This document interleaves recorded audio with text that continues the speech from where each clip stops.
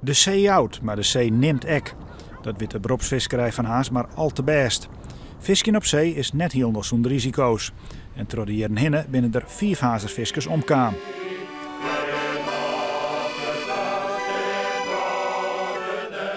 Zo'n Jouke van der Werf, die is in 1967 door het overboord gooien van het anker, waar hij met zijn benen in verstrikt raakte.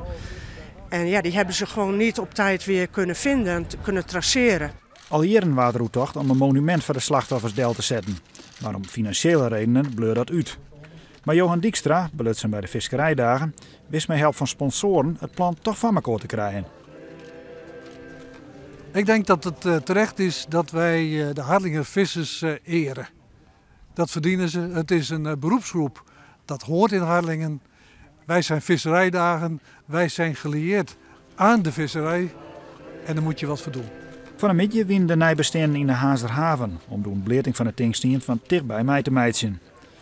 Nevens de initiatiefnemers binnen de familieleden en kunde van de verstoorde skippers blieft dat er nou een monument is.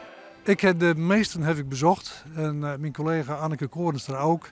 En eigenlijk was het heel ontroerend tot tranen toe vaak, van dat er nu nog iets kan gebeuren voor mijn overleden man of zoon of vader.